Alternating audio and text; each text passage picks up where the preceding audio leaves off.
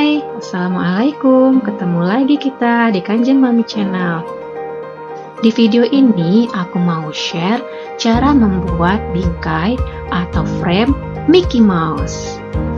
Frame ini bagus banget untuk anak-anak. Bisa untuk hadiah, bisa juga untuk souvenir ulang tahun anak atau acara anak lainnya. Yuk, langsung aja kita simak video tutorialnya. Tapi sebelumnya silahkan like, share, dan subscribe channel ini ya. Terima kasih. Oke, pertama-tama aku mau ngasih tahu bahan-bahan yang aku pakai. Rata-rata semua bahan-bahannya bahan recycle seperti cardboard ini. Ini adalah bekas kalender duduk dengan ketebalan 2 mm. Atau bisa juga dipakai bekas kotak susu atau Coco Crunch, cuman harus di lapis 3 seperti ini minimal. Selanjutnya bahan Eva Foam 0,5 cm, kemudian spun bond untuk lapis belakangnya, dan kain Yelvo atau kain bulu boneka ya, ini mirip dengan kain velboa cuma dia lebih halus. Kemudian Eva Foam putih ketebalan 2 mili dan Eva Foam kuning ketebalannya juga 2 mili. Nah, ada yang lupa tadi dimasukin, yaitu bahan busa tipis dan plastik. Oke, langsung disimak ya video tutorialnya.